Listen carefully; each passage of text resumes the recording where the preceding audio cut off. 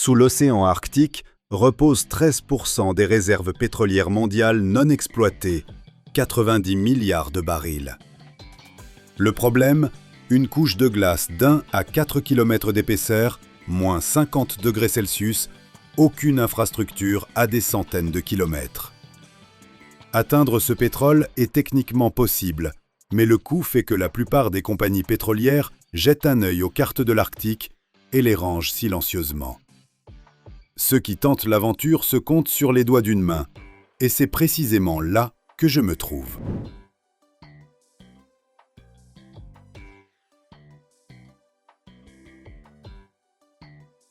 Je commence par le plus important. Pourquoi c'est si rare et dangereux? Sous les calottes arctiques se cache beaucoup de pétrole, mais y accéder signifie travailler à plusieurs dizaines de degrés sous zéro, où la glace épaisse de plusieurs kilomètres pèse constamment sur les structures, et où tout accident menace directement l'écosystème fragile. Le forage sous la glace exige une ingénierie extrêmement complexe. Plateformes spéciales renforcées, systèmes sous-marins sophistiqués et surveillance permanente 24 heures sur 24. Sur site, l'échelle frappe immédiatement. Énormes tours de forage, tuyaux massifs, réservoirs gigantesques, grues titanesques. Tout supporte des tonnes et fonctionne là où la moindre erreur coûte cher. Le processus commence par la prospection géologique. Relevé sismique précis qui révèle la couche pétrolière, puis forage d'un puits vertical ou incliné à travers glace et roches jusqu'au gisement profond. La colonne atteint des centaines de mètres. Les outils travaillent sous des centaines de barres de pression. Le contrôle de pression est absolument décisif pour éviter toute éruption catastrophique.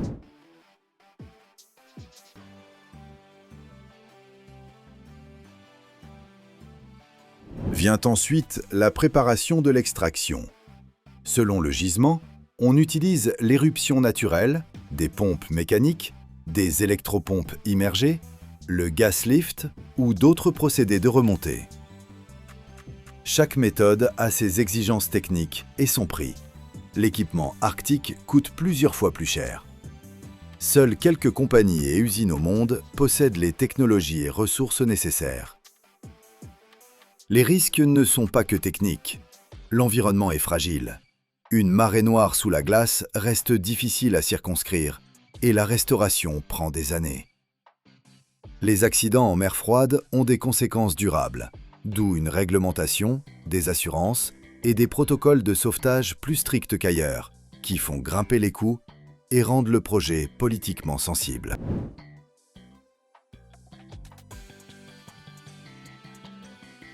Je vois des hommes en combinaisons épaisses qui vérifient vannes et capteurs, chaque geste consigné, chaque tuyau documenté. Pour le spectateur YouTube, c'est un reportage d'aventure. Mais derrière la caméra, une équipe d'ingénieurs travaille avec une précision absolue. J'aime expliquer simplement. Le forage, c'est poser un très long tube dans la terre, mais ce tube doit résister au froid glacial et fonctionner en continu. Et quand je dis en continu, j'entends 24 heures sur 24. Tout arrêt risque le gel, la panne, des dépenses colossales. C'est pourquoi le forage arctique est un pari aux limites du possible, où se mêlent ingénierie, argent et politique, et où une erreur peut devenir une histoire mémorable.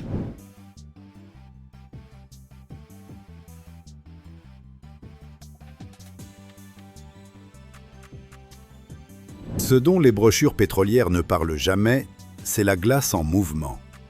La banquise arctique dérive, exerçant une pression de 200 à 500 tonnes par mètre linéaire sur toute structure. Pas une métaphore, une charge réelle qui plie l'acier des plateformes offshore comme du carton. C'est pourquoi les plateformes arctiques ont des coques coniques. La glace monte sur le cône, s'élève et se brise sous son propre poids, évitant la pression horizontale.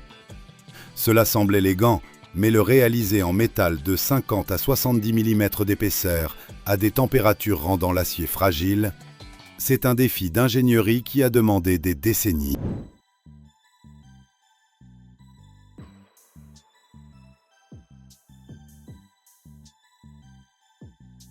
La fenêtre d'activité sur le plateau continental arctique dure de 8 à 4 semaines par an selon la latitude. Le reste, c'est l'hiver. La glace rend tout approvisionnement soit impossible, soit si coûteux qu'il vaut mieux attendre. Durant ces 2 à 3 mois d'été, il faut tout acheminer, pièces, carburant, vivres, personnel, équipement.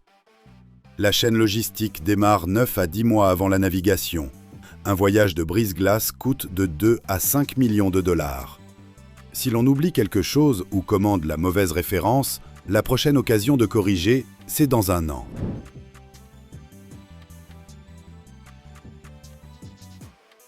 Le pétrole extrait doit bien aller quelque part. Sur les gisements terrestres, en Alaska par exemple, on l'achemine par pipeline. Mais poser une conduite à travers le pergélisol est un défi.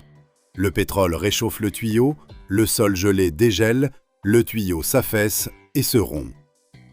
On installe donc la conduite sur des supports de 1 à 2 mètres de hauteur pour que la chaleur du pétrole ne touche pas le sol.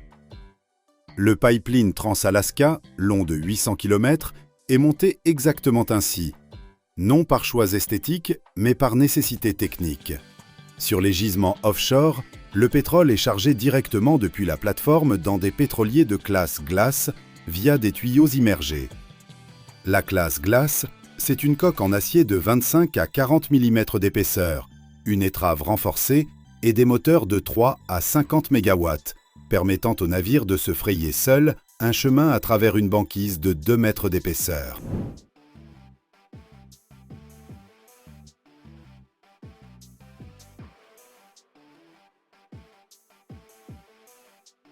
Le personnel arctique fonctionne par rotation, 2 semaines sur site, 2 semaines chez soi. L'acheminement par hélicoptère est le seul moyen possible. Un vol de la base côtière vers la plateforme, 150 à 300 km par temps arctique, n'est pas un horaire, mais une tentative prudente. La fenêtre météo s'ouvre et se ferme plusieurs fois par jour. Les gens attendent des heures, parfois des jours. Si quelqu'un tombe malade sur la plateforme, l'évacuation prend 4 à 8 heures minimum contre 20 minutes en ville. Le bloc médical est équipé comme un petit bloc opératoire pour cette raison précise. Je termine cette visite avec le sentiment d'avoir vu quelque chose de rare. Non parce que c'est beau, mais parce que c'est complexe, coûteux et dangereux. C'est exactement ce qui rend le sujet extraction pétrolière sous la glace captivant. Ici, chaque mètre de tuyau et chaque valve compte.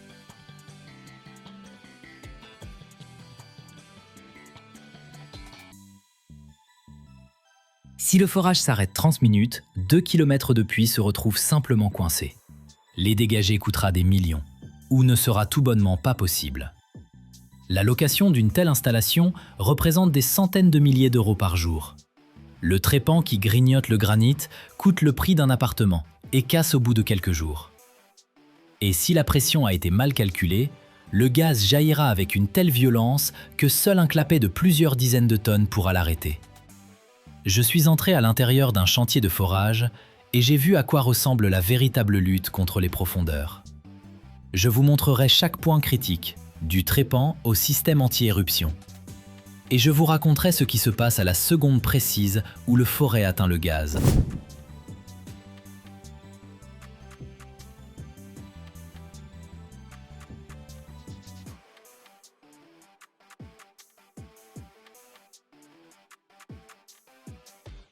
Je me tiens à côté de la tour de forage, et elle ressemble à un immeuble de plusieurs étages fait d'acier.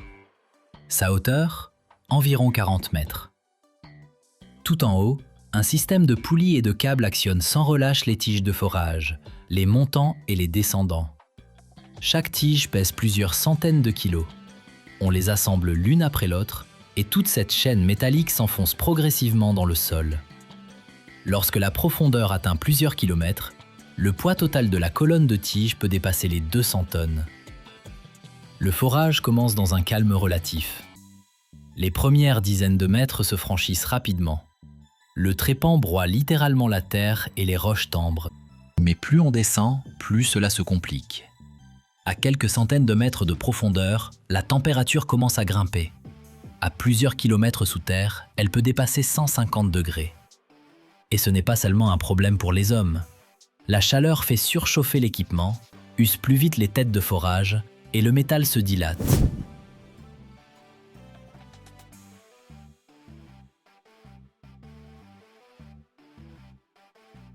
On me montre un trépan de forage, l'outil qui, littéralement, mord la roche.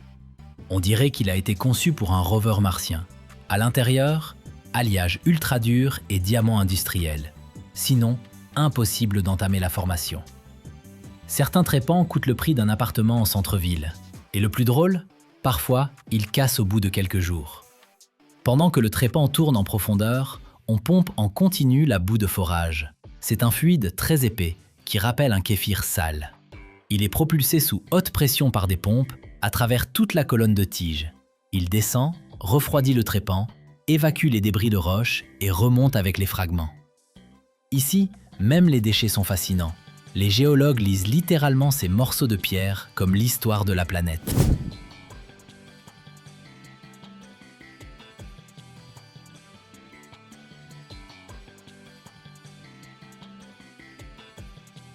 Et c'est là que la tension monte d'un cran. Sous terre, la pression change en permanence. Si la boue de forage devient trop légère, le gaz ou le pétrole peuvent jaillir brutalement. Si elle est trop lourde, la roche risque de se fracturer et le puits de s'effondrer. C'est pourquoi les opérateurs ne quittent pas leur capteur des yeux. Sur les écrans, les chiffres clignotent sans cesse. Pression, température, vitesse d'injection, charge sur le trépan. On a l'impression que ces hommes pilotent simultanément une usine et un lancement spatial. On me conduit maintenant vers le véritable cœur de toute la plateforme de forage, le système de traitement de la boue. Ici, le vacarme est tel que vos propres pensées semblent un murmure lointain. Tout vibre, tremble et menace de vous arracher les plombages. Vous voyez remonter du puits une véritable bouillie noirâtre. C'est la boue de forage, qui revient tout juste de 500 mètres de profondeur. Elle est chaude, elle sent la chimie, et elle est littéralement bourrée de débris rocheux que les dents d'acier du trépan viennent de broyer. C'est le sang vital du puits, et si elle cesse de circuler ou se charge de déchets, toute cette coûteuse machinerie se transforme en cercueil d'acier enfoui sous terre.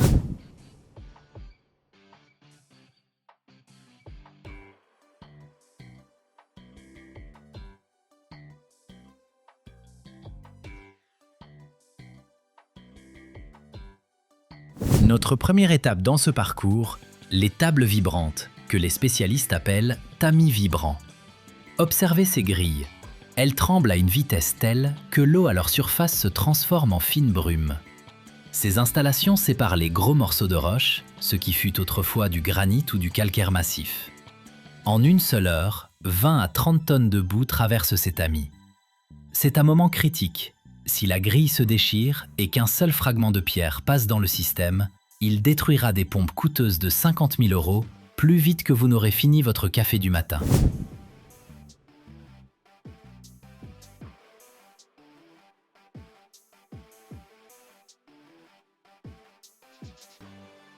Ensuite, ce flux boueux arrive dans les centrifugeuses.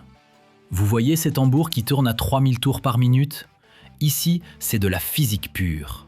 Les particules lourdes de sable et d'argile sont plaquées contre les parois par la force centrifuge et expulsées, tandis que le liquide propre reste à l'intérieur. En 24 heures, des centaines de tonnes de ce mélange passent à travers ce système. C'est un processus d'une intensité incroyable, car la solution doit devenir parfaitement pure pour redescendre lubrifier le trépan en grande profondeur. Parlons maintenant du conflit principal et du pire cauchemar de tout foreur, l'arrêt du processus.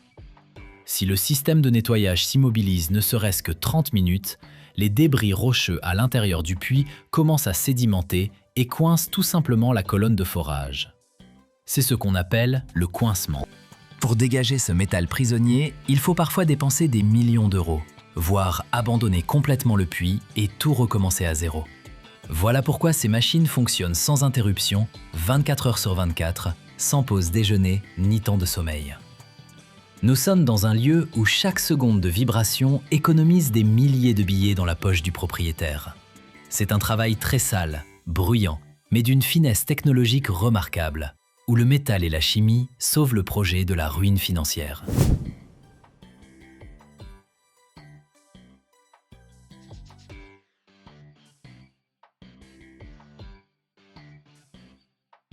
Comment fonctionne une installation de forage ou l'épuration de la boue de forage en quelques mots? Vous assistez en temps réel au combat bien réel de l'homme contre les entrailles de la planète. C'est une opération technique où la moindre défaillance se paie au prix fort. Poursuivons notre visite, car la boue épurée est déjà prête à replonger dans les ténèbres des profondeurs, où un véritable enfer l'attend. Autre chose qui m'a véritablement frappé, la lenteur parfois du forage. Au cinéma, on a l'impression qu'un puits, c'est on perce et c'est fini. En réalité, franchir 1 kilomètre peut prendre des semaines. Si la roche est dure, le trépan n'avance parfois que de quelques mètres par heure. Et puis tout s'arrête.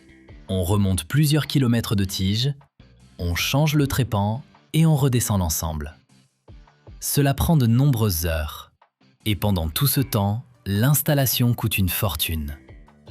La location d'une grande plateforme de forage peut atteindre plusieurs centaines de milliers d'euros par jour.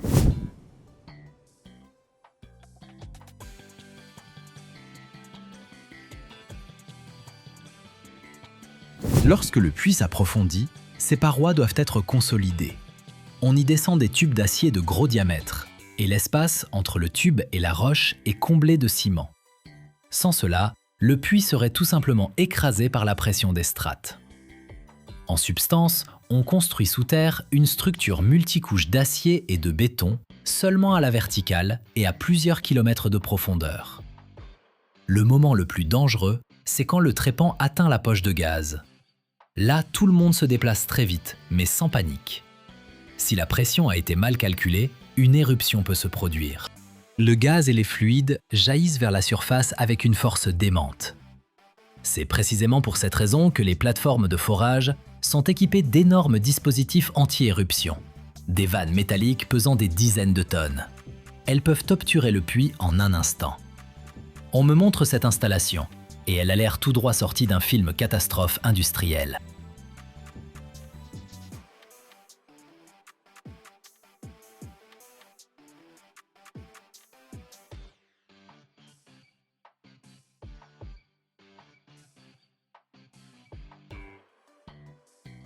Chaque jour, près de 90 000 avions sillonnent le ciel en même temps. Non, ce n'est pas une erreur. 90 000. Et chacun d'entre eux consomme du carburant avec un tel appétit qu'un Boeing 777 sur un vol transatlantique dévore près de 80 000 litres de kérosène en un seul trajet. Tous ces vols, et il y en a plus de 30 milliards et demi par an, sont alimentés par un seul type de carburant, produit par une poignée de raffineries dans le monde entier. Si la chaîne d'approvisionnement en kérosène aviation s'arrêtait ne serait-ce qu'une semaine à l'échelle mondiale, l'aviation s'effondrerait, littéralement. Je me trouve dans une raffinerie de pétrole, et cette visite a quelque peu changé ma perception d'un billet d'avion. Je vais vous expliquer pourquoi.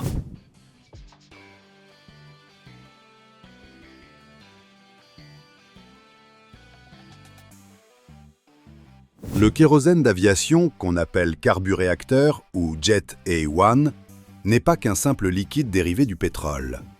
C'est l'un des produits les plus rigoureusement standardisés de toute l'industrie.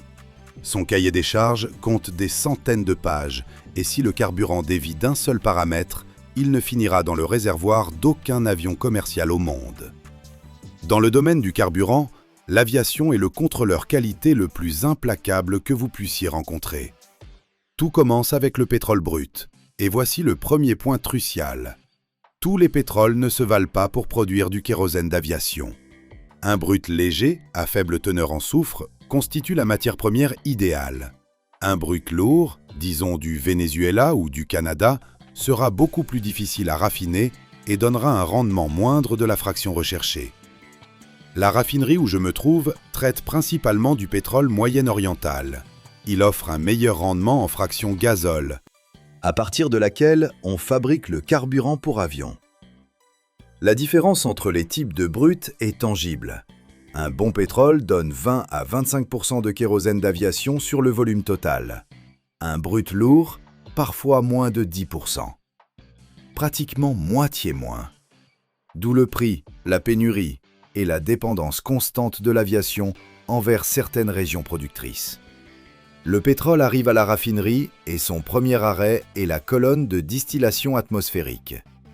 Une tour de 60 à 80 mètres de hauteur, où le brut, chauffé à 360 degrés, est séparé en fractions selon leur température d'ébullition.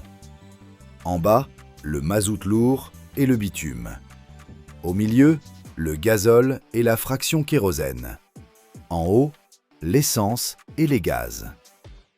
Le kérosène d'aviation, c'est précisément cette partie médiane qui s'évapore puis se condense à une température bien déterminée.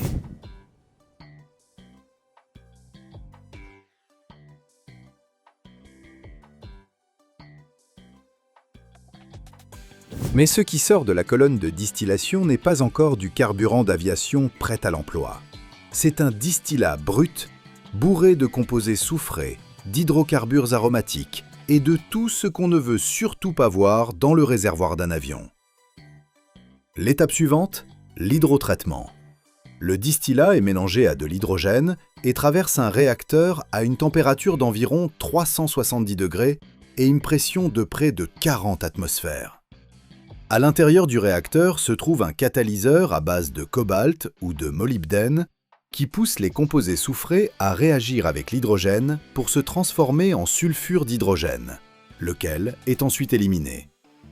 La teneur en soufre du kérosène aviation finale ne dépasse pas 0,3% en masse. Certaines nouvelles normes sont encore plus strictes. Pourquoi si peu de soufre ?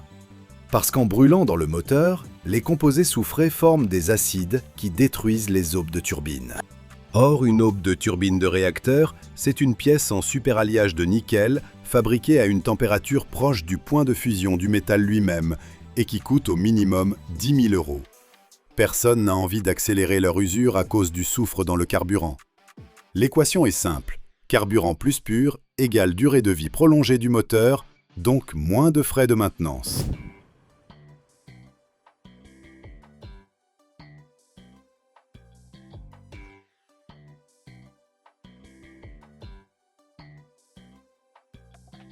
Après purification, le carburant traverse encore plusieurs étapes de séparation hydrostatique pour éliminer les fractions trop légères ou trop lourdes qui se seraient retrouvées au mauvais endroit.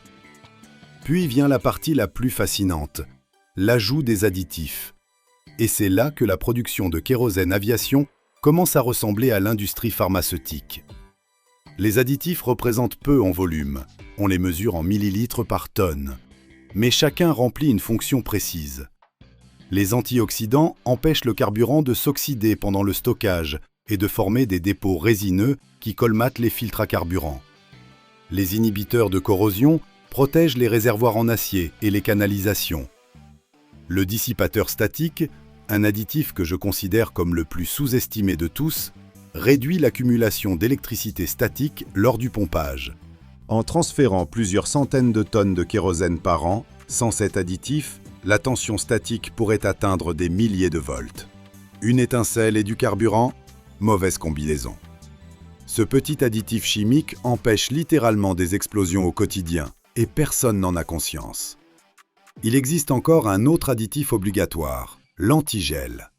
Le kérosène aviation doit rester liquide à une température de moins 47 degrés Celsius. C'est le point de congélation minimal requis pour le jet A1. À 12 000 mètres d'altitude, la température extérieure peut descendre jusqu'à moins 60 et au-delà, et le carburant dans les réservoirs se refroidit progressivement. S'il commence à cristalliser, le système d'alimentation de l'appareil s'arrête. Et ce n'est pas qu'une théorie. En 2008, un Boeing 777 de British Airways s'est écrasé lors de son atterrissage à Gatwick, précisément à cause de la microcristallisation de l'eau dans le système d'alimentation. Pas à cause d'un mauvais carburant, mais d'un carburant parfaitement conforme, dans lequel, selon une certaine combinaison de température et de conditions, l'eau dissoute a gelé. Cela a coûté à la compagnie des dizaines de millions de livres de pertes et 2 années d'enquête. Après cet accident, les exigences en matière de qualité du carburant aviation ont été encore renforcées.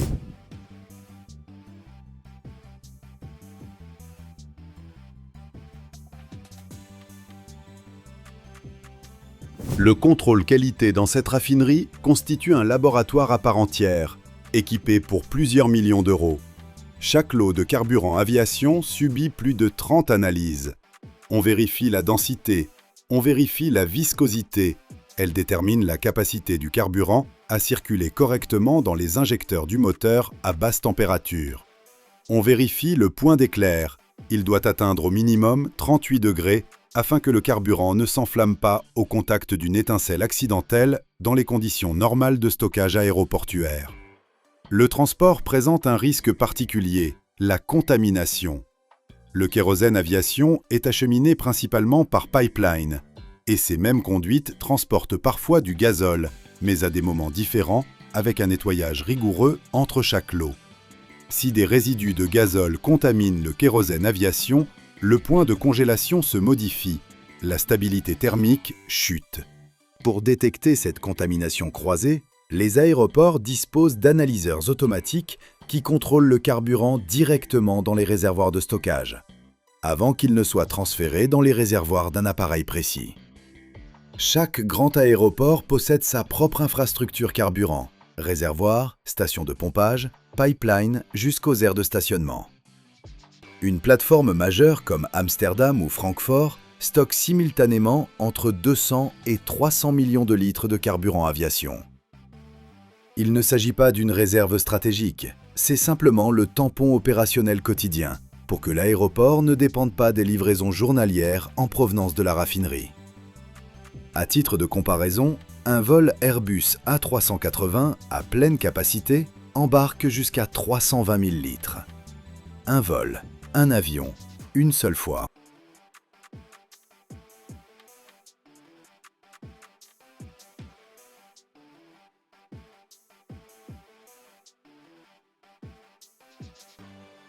Si je vous disais que chaque litre d'essence contient des traces de vie qui existaient sur Terre il y a des millions d'années, et que sans elles, le monde moderne s'arrêterait tout simplement.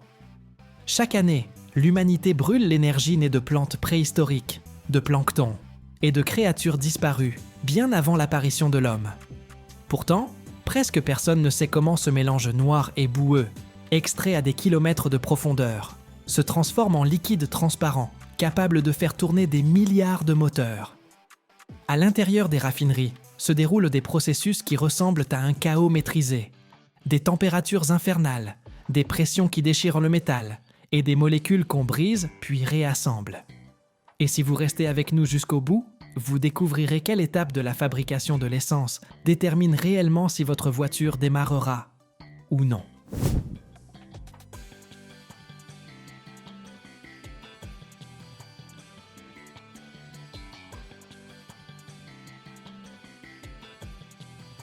Tout commence avec le pétrole brut, extrait du sous-sol à des profondeurs pouvant atteindre plusieurs kilomètres. Ce pétrole n'est pas une substance homogène, mais un mélange complexe de milliers d'hydrocarbures différents, formés durant des millions d'années à partir de restes d'organismes anciens.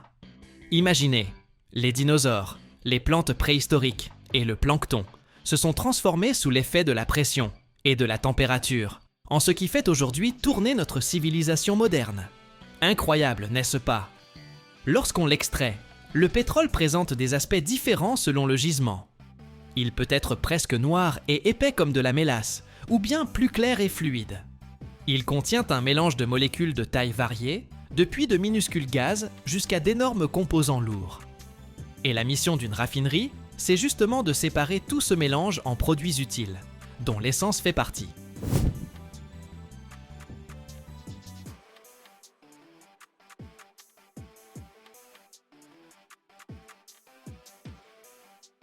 La première et la plus importante étape s'appelle la distillation fractionnée. Le pétrole est pompé dans une immense tour verticale qui peut atteindre la hauteur d'un immeuble de 15 étages. Cette tour s'appelle colonne de rectification et elle fonctionne selon un principe simple. Différentes substances bouillent à différentes températures. D'abord, le pétrole est chauffé à environ 400 degrés Celsius dans un four spécialisé. À cette température, la plupart des composants du pétrole se transforment en vapeur. Ce mélange de vapeur brûlante est introduit dans la partie inférieure de la colonne de rectification. À l'intérieur de la tour, sont installés des dizaines de plateaux horizontaux, à différentes hauteurs. Et c'est là que commence la véritable magie de la séparation.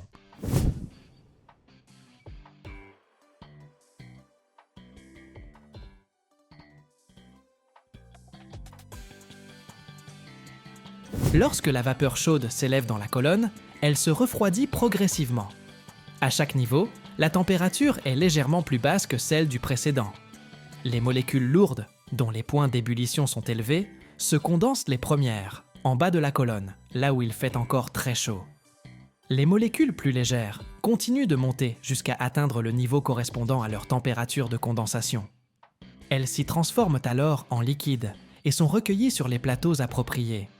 Les gaz les plus légers, comme le propane et le butane, traversent toute la tour et sortent par le sommet à des températures voisines de 30 degrés. Un peu plus bas, entre 65 et 200 degrés, on récupère la fraction essence. Ce sont ces molécules qui nous intéressent. Plus bas encore, à des températures inférieures, on obtient le kérosène et le gazole. Et tout en bas reste le fioul lourd destiné aux navires, ainsi que la matière première pour l'asphalte.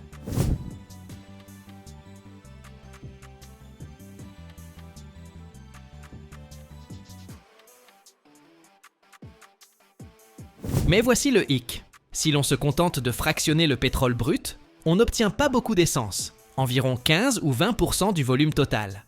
Or, la demande d'essence est colossale, bien supérieure à sa teneur naturelle dans le pétrole. Les raffineurs ont donc imaginé une astuce pour en produire davantage à partir de ce qu'ils ont, un procédé appelé craquage. Le craquage consiste à briser de grosses molécules lourdes en molécules plus petites, adaptées à l'essence. Plusieurs méthodes existent. Le craquage thermique chauffe simplement le pétrole lourd à des températures extrêmes d'environ 500 degrés sous haute pression. Dans ces conditions, les longues chaînes d'atomes de carbone se fragmentent littéralement en morceaux plus courts.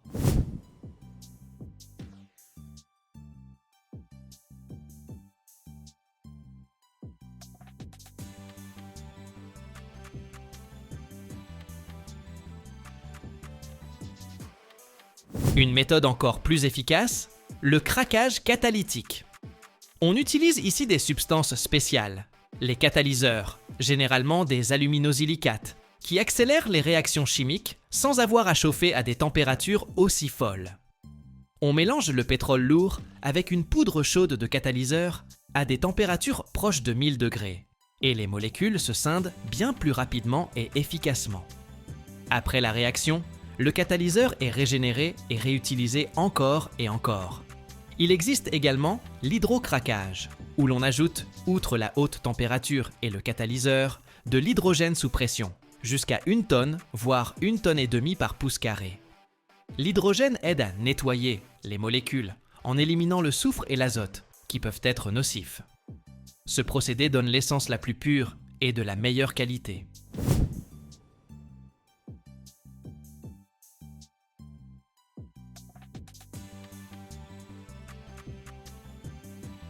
Mais même après toutes ces transformations, l'essence n'est pas encore prête à rejoindre votre réservoir. Il faut améliorer ses propriétés par des procédés appelés reformage et alkylation. Le reformage modifie la structure des molécules d'essence, augmentant son indice d'octane, l'indicateur de la résistance du carburant à la détonation dans le moteur. Une essence à faible indice d'octane peut s'auto-enflammer dans les cylindres du moteur, de manière intempestive, provoquant un cliquetis susceptible d'endommager le bloc moteur. Lors du reformage, les molécules d'essence traversent une série de réacteurs équipés de catalyseurs au platine à une température avoisinant les 500 degrés. Là, les chaînes droites d'atomes se réorganisent en structures ramifiées et en molécules cycliques, qui présentent un indice d'octane plus élevé. Autrefois, on ajoutait du plomb pour augmenter l'octane, mais on a découvert qu'il était toxique et polluait l'environnement, si bien qu'on y a renoncé dès les années 1990. L'alkylation est un procédé qui permet de combiner de petites molécules en molécules plus grandes, parfaitement adaptées à l'essence. On prend des gaz légers issus du craquage, que l'on fait réagir en présence d'acides puissants pour obtenir des molécules de la taille idéale à indice d'octane élevé. C'est un procédé coûteux, mais qui fournit les composants des essences premium. Après toutes ces transformations, différents flux d'essence sont mélangés dans des proportions précises pour obtenir le produit final aux caractéristiques recherchées. On ajoute encore au mélange toute une série d'additifs, des substances qui améliorent diverses propriétés. Les détergents nettoient le moteur des dépôts. Les antioxydants empêchent l'essence de se dégrader pendant le stockage. Les inhibiteurs de corrosion protègent le système d'alimentation de la rouille. On ajoute des colorants pour pouvoir distinguer visuellement les différents types d'essence.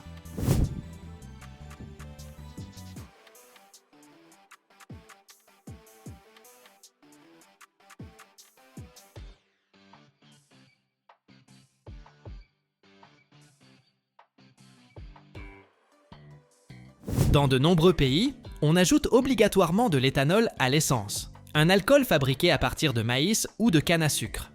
Il représente généralement 10% du volume, parfois davantage. L'éthanol augmente l'indice d'octane et est considéré comme plus écologique, car il provient de sources renouvelables. Bien que l'on débatte encore de ses véritables bénéfices environnementaux, compte tenu de toute l'énergie dépensée pour cultiver la matière première. Il est intéressant de noter qu'à partir d'un baril de pétrole brut de 160 litres, on obtient environ 20 litres d'essence, auxquels s'ajoutent le diesel, le kérosène, les lubrifiants et d'autres produits. Rien ne se perd, même les gaz produits au cours du processus sont brûlés pour chauffer la raffinerie elle-même ou transformés en d'autres substances utiles.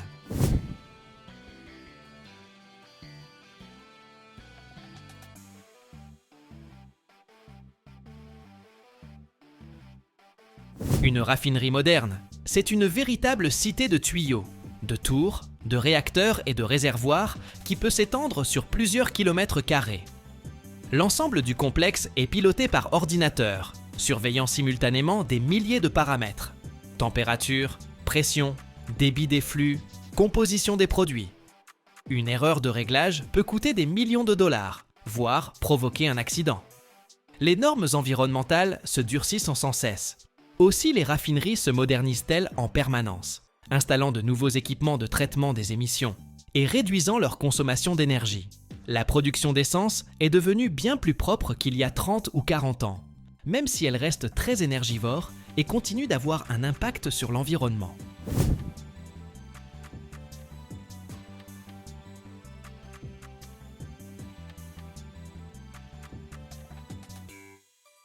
Tout ce système complexe existe pour une seule raison: vous permettre de vous arrêter à une station-service, d'insérer le pistolet dans votre réservoir et de faire le plein en quelques minutes. Derrière ces quelques minutes se cachent des géologues qui cherchent le pétrole, des ingénieurs qui conçoivent les puits et les raffineries, des chimistes qui développent les catalyseurs et les additifs, des techniciens qui assurent le bon fonctionnement des équipements, des chauffeurs qui livrent le carburant. Une industrie mondiale qui fonctionne 24 heures sur 24 pour que le monde continue d'avancer. Et même si l'on parle beaucoup aujourd'hui de voitures électriques et d'énergie renouvelable, l'essence restera encore longtemps le carburant principal pour des milliards de véhicules à travers le monde. C'est le fruit d'un siècle de réflexion technique, de recherche chimique et d'innovation technologique. La transformation d'une matière organique millénaire en énergie moderne.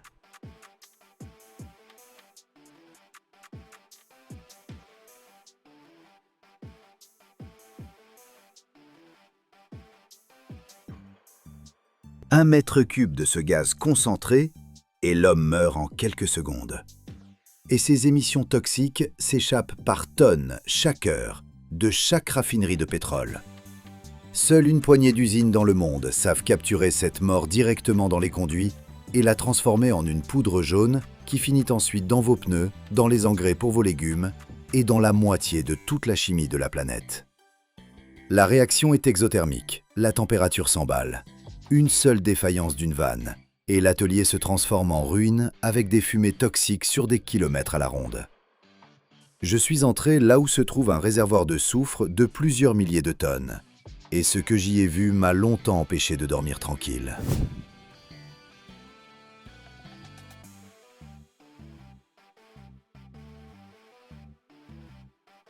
À l'échelle mondiale, plus de 90% de tout le soufre élémentaire recherché par l'industrie est récupéré précisément à partir de gaz soufré dans les complexes pétrochimiques et les usines de traitement du gaz. Cela représente des dizaines de tonnes de dollars par an, arrachés à ce qui autrefois était rejeté dans l'atmosphère. Tout commence avec le gaz, sulfure d'hydrogène ou autres composés soufrés qui arrivent au complexe pétrochimique. Ce gaz est nauséabond et toxique. Dans un seul mètre cube d'air peut déjà se trouver une dose mortelle, si l'on se retrouve au milieu sous forme concentrée. C'est pourquoi les usines le capturent directement dans les flux technologiques. Des canalisations sous pression acheminent le gaz vers les installations de neutralisation. Le débit peut être très important. Dans les grandes usines, cela représente plusieurs mètres cubes par an. Imaginez, au lieu de rejeter cette vapeur mortelle dans l'atmosphère, on la récupère et on l'envoie au traitement.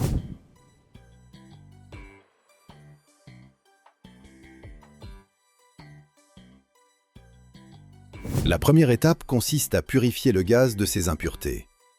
La pureté de la matière première initiale est essentielle, car les impuretés peuvent obstruer les catalyseurs ou provoquer des explosions. Le gaz traverse des filtres et subit un refroidissement. La température chute à quelques degrés Celsius pour faire précipiter les fractions liquides. Vient ensuite le passage dans le réacteur, où le sulfure d'hydrogène se transforme en soufre. La méthode la plus courante est le procédé Claus, où le sulfure d'hydrogène est d'abord oxydé en dioxyde de soufre, puis converti en soufre élémentaire. Pour simplifier, c'est comme si une vapeur toxique se transformait en poudre jaune. Cela paraît simple, mais dans la réalité, tout est rigoureusement contrôlé. La pression dans les réacteurs atteint plusieurs dizaines de kilopascales. La température est calibrée avec précision, et l'ensemble du processus s'effectue sous la surveillance d'ordinateurs et d'opérateurs.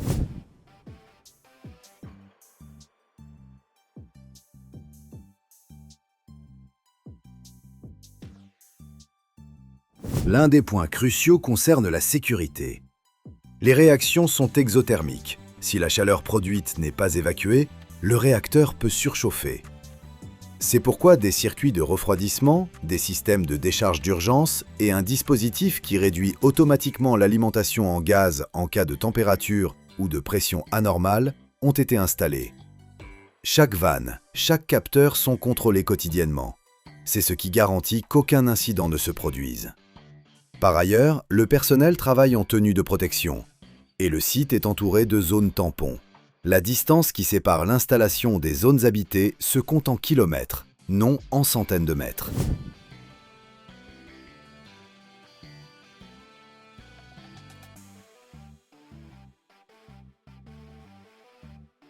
Après transformation en soufre liquide ou solide, il faut le séparer des gaz et des liquides de lavage.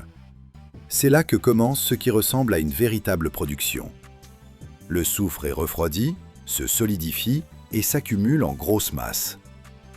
On le broie ensuite et on le tamise à travers des cribles, en éliminant les gros morceaux et les impuretés. Le produit fini se présente sous forme de granulés ou de poudre calibrée, généralement entre 1/10 et 2 mm. Dans les grandes usines, la production quotidienne peut atteindre des milliers de tonnes. C'est un indicateur crucial, car le transport du soufre est une toute autre affaire, non sans risque. La poudre s'envole et les gros blocs sont lourds et coûteux à acheminer.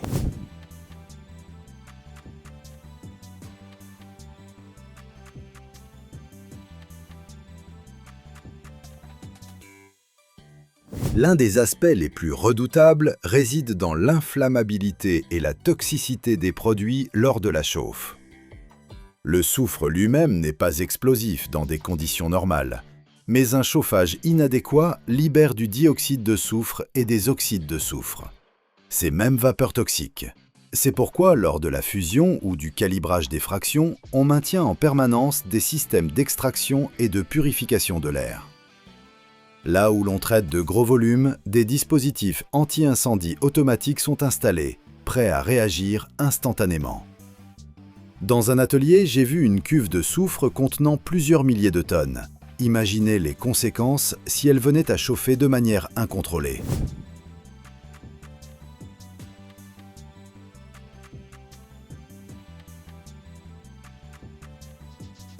Une autre raison qui rend ces usines si rares, c'est la complexité du contrôle qualité. Le soufre destiné à l'agriculture possède des propriétés différentes de celui qui sera utilisé pour la fabrication d'acide sulfurique ou de produits en caoutchouc. Il faut donc réguler avec précision la température de cristallisation, l'élimination des impuretés et la taille des fractions. Le laboratoire analyse en permanence des échantillons, composition chimique, point de fusion, teneur en impuretés. Tout cela par plusieurs méthodes, notamment par chromatographie en phase gazeuse. Si la qualité ne répond pas aux normes, le lot est soit refondu, soit envoyé à l'élimination. Les pertes sont colossales.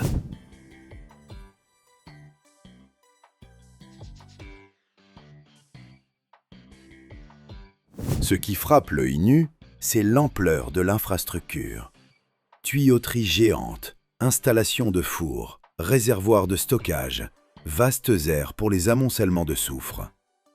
C'est un travail d'ingénieurs, de chimistes et d'opérateurs. Seules quelques entreprises au monde possèdent à la fois la technologie et les ressources pour mener ces opérations de manière sûre et économiquement viable. La formation du personnel s'étend sur plusieurs mois, tandis que certification et contrôle réglementaire se succèdent année après année.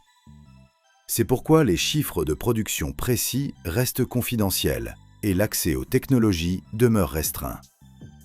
En fin de cycle, le soufre est conditionné, en sac de 50 kg pour les clients locaux ou en vrac dans des wagons spécialisés pour l'exportation. Le transport du soufre constitue un défi à part entière. Il faut l'isoler de l'humidité et des sources de chaleur, le protéger de la poussière. La logistique ajoute souvent un surcoût final qui renchérit le produit. Voilà pourquoi toute usine qui se lance dans cette production doit composer avec de lourds investissements en capital, des risques et des exigences strictes en matière de sécurité du travail.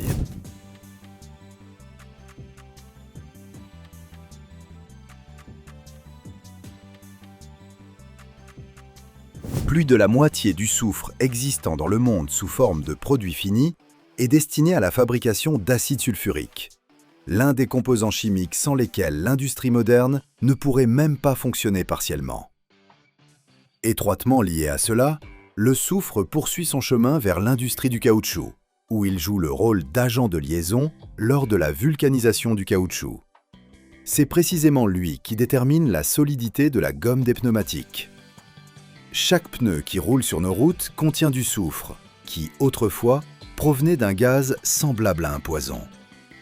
Par ailleurs, une grande partie du soufre est utilisée dans l'industrie chimique pour la production de divers sels, réactifs, produits colorés, peintures et plastiques. Autre domaine d'envergure, l'agriculture, où le soufre entre dans la composition des engrais et des fongicides, protégeant les récoltes contre les champignons et aidant les plantes à mieux assimiler d'autres nutriments. Autrement dit, nous nous trouvons au cœur d'une chaîne qui commence par un gaz toxique dans une usine, se transforme en poudre jaune ou en granulé, puis apparaît soudainement dans nos engrais pour légumes, les pneus de nos voitures et les réactions chimiques produisant toutes sortes d'applications. Des engrais minéraux aux peintures et plastiques. D'un côté, il est étonnant qu'une seule et même substance, à l'origine d'un problème écologique, devienne partie intégrante de pratiquement chaque secteur industriel. De l'autre, cela montre à quel point la production, les transports et l'agriculture sont étroitement liés à l'échelle mondiale.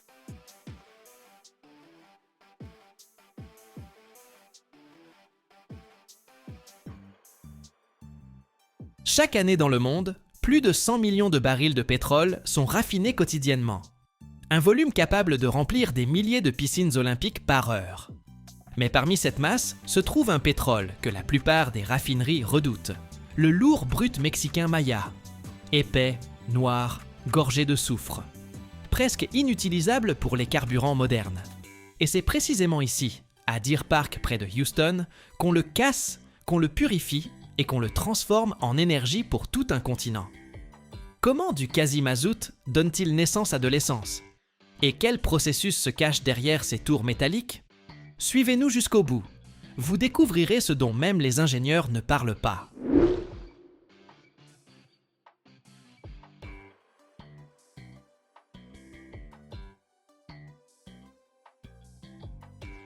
Aujourd'hui, nous voici sur l'un des sites industriels les plus puissants d'Amérique du Nord, la raffinerie Deer Park.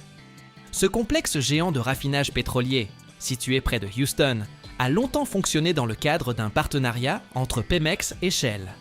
C'est ici qu'arrive l'un des pétroles les plus difficiles à raffiner au monde, le brut lourd mexicain Maya Crude. Noir, épais, visqueux, semblable à du mazout chauffé, il paraît presque inutilisable pour produire de l'essence.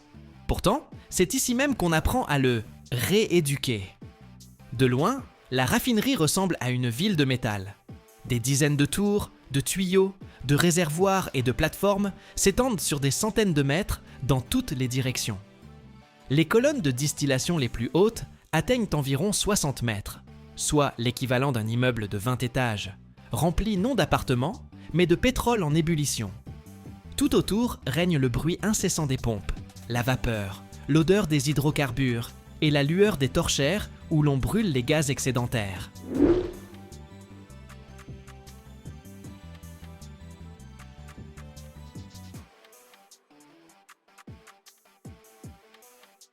Tout commence avec l'arrivée du brut. Pétrolier ou pipeline, le Maya Crude est acheminé jusqu'au site de la raffinerie. Il est stocké dans d'immenses réservoirs de plusieurs centaines de milliers de mètres cubes. C'est là qu'on le maintient au chaud et qu'on le prépare pour la première étape, la distillation atmosphérique. Le brut est pompé dans une colonne de grande hauteur et chauffé à une température d'environ 350 degrés Celsius. À l'intérieur, il commence à s'évaporer et les différentes fractions montent à des niveaux distincts. Les gaz légers et les composants de l'essence s'élèvent vers le haut. Les plus lourds restent en bas. C'est une séparation de base, mais pour un brut mexicain aussi lourd, ce n'est que le début du processus. Le problème principal du Maya Crude, ce sont ses molécules. Elles sont longues, lourdes, complexes, riches en carbone et en soufre. Sous cette forme, elles brûlent mal et ne conviennent pas aux carburants modernes. D'où l'étape suivante, le craquage catalytique.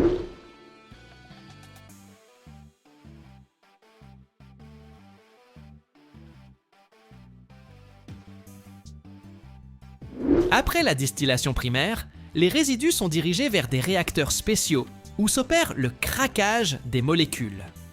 La température y atteint 500 degrés et la pression des dizaines de bars. À l'intérieur circule un catalyseur pulvérulent, semblable à du sable fin. Il est en mouvement constant avec les vapeurs de pétrole. Dans ces conditions, les longues chaînes d'hydrocarbures commencent à se fragmenter en chaînes plus courtes. Ce qui était un fioul lourd se transforme progressivement en composants d'essence, de gazole et de carburant aviation. Le processus est continu. Le catalyseur s'use, se régénère, se réactive et retourne dans le réacteur. Après le craquage, le carburant est loin d'être prêt. Le pétrole mexicain contient énormément de soufre. C'est précisément lui qui rend le carburant sale, toxique et nocif pour les moteurs comme pour l'environnement. L'étape clé suivante est donc l'hydrotraitement.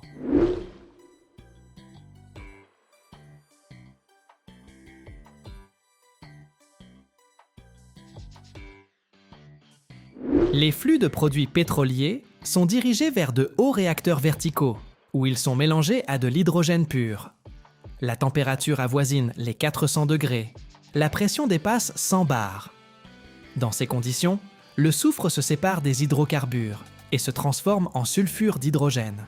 Celui-ci est capté, purifié, puis transformé en soufre technique.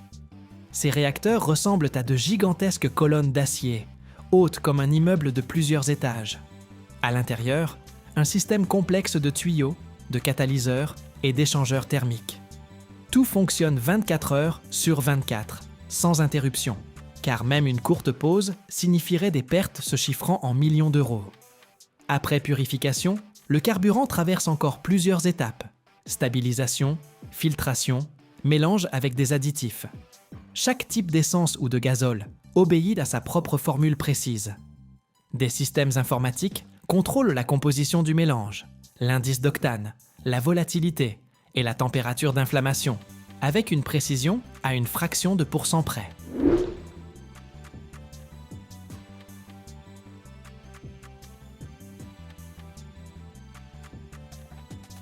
C'est là que s'opère la métamorphose essentielle. Ce qui entre dans la raffinerie sous forme de liquide noir, visqueux et lourd, en ressort transparent, clair et volatile. Il s'enflamme facilement, brûle de façon homogène et répond aux normes environnementales européennes et américaines. Chaque jour, des centaines de milliers de barils de pétrole transitent par ce complexe. Cela représente des millions de litres de carburant qui partent ensuite par pipeline, train et camions-citernes à travers tout le continent. Chaque litre est le fruit de dizaines de réactions chimiques, de centaines de pompes et de milliers de capteurs. Le plus fascinant dans cette histoire, c'est le contraste. À l'entrée, la raffinerie reçoit un produit qui ressemble à un problème. Épais, lourd, saturé d'impuretés. À la sortie, apparaît une ressource sans laquelle le monde moderne ne pourrait fonctionner. Autoroutes, lignes aériennes, logistique, villes. Tout commence ici, au milieu du métal, de la vapeur et de la haute pression.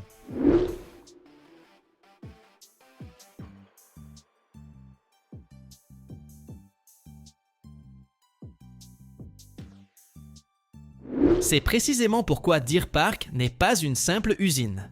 C'est une immense fabrique de transformation, où l'ingénierie, la chimie et la rigueur modifient chaque jour les propriétés de la matière. Et chaque fois que vous faites le plein, quelque part au Texas, cette chaîne complexe a déjà œuvré pour transformer du pétrole brut mexicain en carburant léger, qui propulse votre avancée. Et pour faire avancer ma propre chaîne, j'ai besoin de votre abonnement.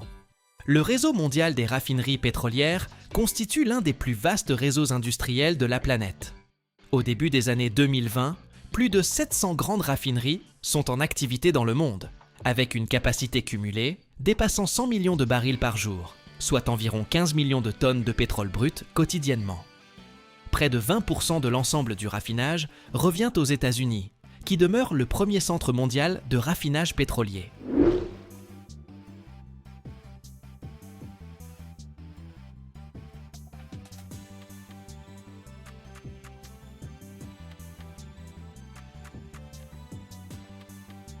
En moyenne, une grande raffinerie moderne consomme entre 5 et 8% de sa propre production, pour ses besoins internes. Fonctionnement des pompes, des compresseurs et des fours. Une telle installation peut utiliser une quantité d'électricité équivalente à celle d'une ville de plus de 100 000 habitants. La consommation d'eau est elle aussi colossale, de 2 à 5 barils d'eau pour chaque baril de pétrole raffiné. Les statistiques montrent qu'un baril de pétrole brut permet d'obtenir en moyenne environ 45% d'essence, 30% de diesel et de carburéacteurs. Le reste se répartissant entre fuel lourd, gaz et produits pétrochimiques. Le pétrole lourd, notamment mexicain, nécessite 30 à 40% d'énergie supplémentaire pour son raffinage par rapport au pétrole léger.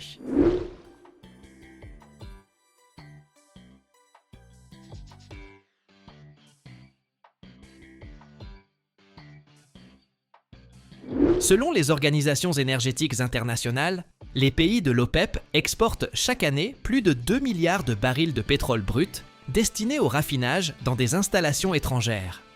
Par ailleurs, plus de 60% des capacités mondiales de raffinage ont été construites après 1990, ce qui témoigne du renouvellement constant du secteur. Sur le plan financier, une grande raffinerie coûte en moyenne entre 5 et 10 milliards d'euros, avec un délai d'amortissement qui atteint 15 à 20 ans. Même un arrêt d'une journée d'une telle installation peut entraîner des pertes de plusieurs dizaines de millions d'euros et avoir un impact immédiat sur les prix des carburants dans toute une région.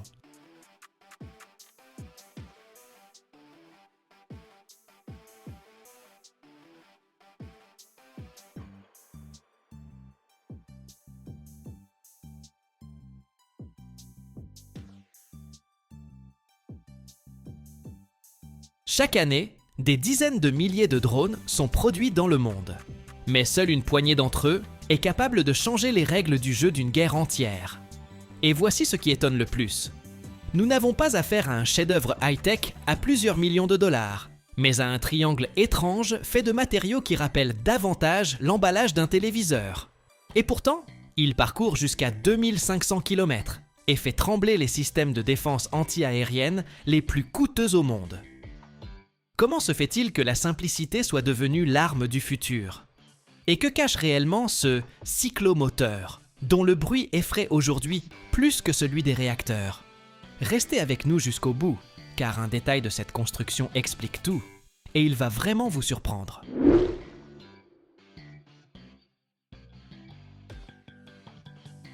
Commençons par un examen visuel, car cet appareil, son envergure atteint 2,5 mètres et sa longueur 3,5 mètres. Cet oiseau pèse environ 200 kg.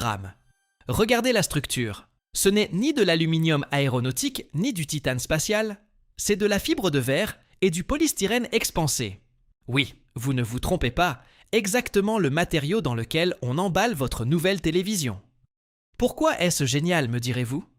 Parce qu'une telle structure ne réfléchit presque pas les ondes radar.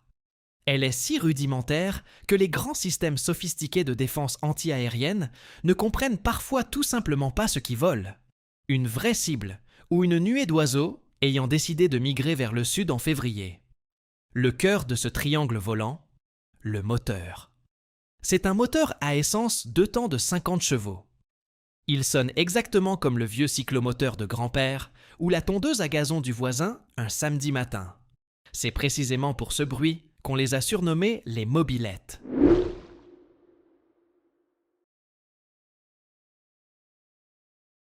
Le réservoir contient assez de carburant pour permettre à cet engin de voler sur une distance allant jusqu'à 2500 km. Imaginez un peu, 2500 km avec un moteur de mobylette. Sa vitesse n'a rien de foudroyant, entre 120 et 180 km/h environ. Autrement dit, si vous accélérez bien au volant d'une voiture de sport, vous pourrez le doubler sur l'autoroute. Mais il n'est pas pressé. Sa mission, c'est de vrombir longuement et obstinément jusqu'à ce que quelqu'un craque. Passons maintenant au plus intéressant, le cerveau.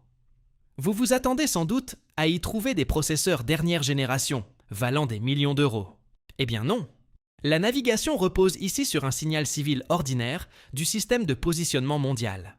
En gros, à l'intérieur se trouve quelque chose de très similaire au GPS de votre smartphone, juste un peu mieux protégé contre les brouillages.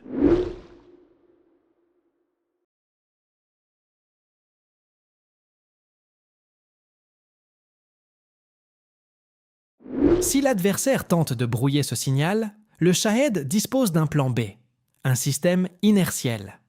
Il s'agit d'un ensemble de capteurs qui indiquent à l'appareil dans quelle direction il penche et à quelle vitesse il vole. C'est comme marcher dans le noir de mémoire. Pas très précis, mais vous finirez quand même par atteindre le mur. Parlons maintenant de ce qui en fait un kamikaze. Le nez dissimule entre 30 et 50 kg d'explosifs. C'est beaucoup. C'est énorme pour une structure aussi légère. Lorsque ce triangle percute sa cible, il se transforme en boule de feu. Et c'est là que réside toute la perfidie. Un tel engin coûte environ 20 000 €, alors qu'un missile destiné à l'abattre peut coûter 2 millions d'euros. Comparez simplement ces chiffres, 20 000 contre 2 millions. C'est comme essayer de tuer un moustique avec un lingot d'or. Même si vous réussissez, vous perdez financièrement.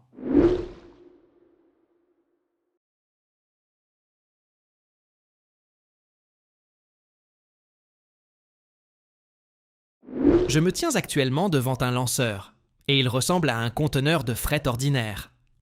À l'intérieur se trouvent 5 alvéoles. Ils sont lancés l'un après l'autre grâce à un accélérateur à poudre. C'est un petit coup de pied, enflammé, qui propulse le drone dans les airs. Puis ce fameux moteur de mobylette prend le relais. Il vole souvent en essaim. Pourquoi ? Parce qu'une seule cible, c'est simple. Mais quand 10 ou 20 de ces engins fondent sur vous de tous côtés, le système de défense s'étouffe littéralement. Il panique, tire toutes ses coûteuses roquettes, et au final, l'un de ces petits bolides bon marché finit toujours par passer entre les mailles du filet. C'est fascinant de voir comment la guerre a changé. Autrefois, on se targuait de complexité, et aujourd'hui, nous assistons au triomphe de la simplicité. C'est comme dans le monde informatique. Parfois, une bonne vieille calculatrice est plus fiable qu'une tablette bardée de technologie. Les concepteurs ont renoncé à tout superflu.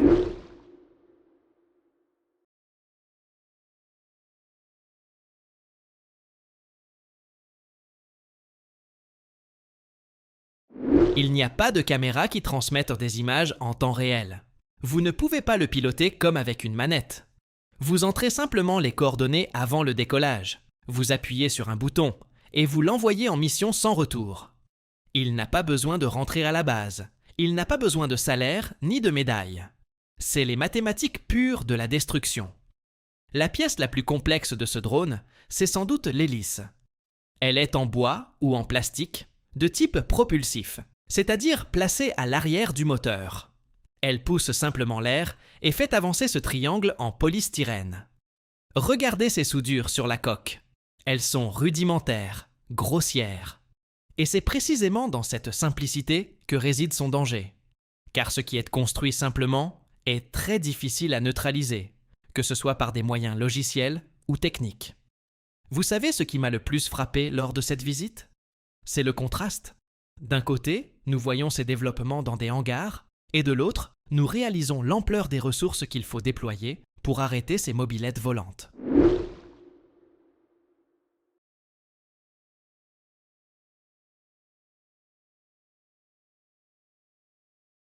Les hommes construisent d'immenses radars, conçoivent des algorithmes d'intelligence artificielle sophistiqués, et puis débarquent un triangle en polystyrène à 20 000 $ qui lance. « Salut, me voilà !»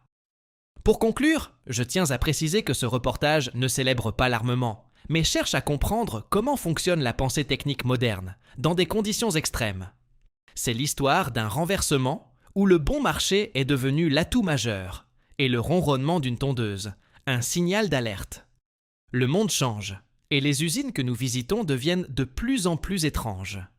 Qui aurait imaginé que nous discuterions un jour de fibres de verre et de moteurs à essence, comme de quelque chose capable de bouleverser les règles du jeu sur la grande scène? J'espère que cette plongée dans les coulisses de cet engin vous aura intéressé. N'oubliez pas que derrière chacune de ces machines se cachent des hommes, des chiffres et énormément de calculs. Nous poursuivons notre voyage à travers les sites industriels les plus fascinants du monde. Alors, restez avec nous.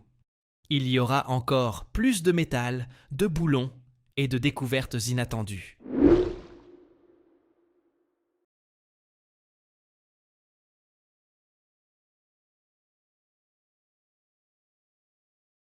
Prenez soin de vous, ne négligez pas le bruit des mobylettes dans le ciel, abonnez-vous à ma chaîne et souvenez-vous, même la chose la plus simple peut s'avérer bien plus complexe qu'il n'y paraît au premier regard, pour peu qu'on l'observe sous le bon angle. À très bientôt dans les prochaines vidéos. Aimeriez-vous que j'analyse plus en détail le système d'alimentation de ce drone ou que je vous montre comment fonctionnent les groupes mobiles qui tentent de les intercepter?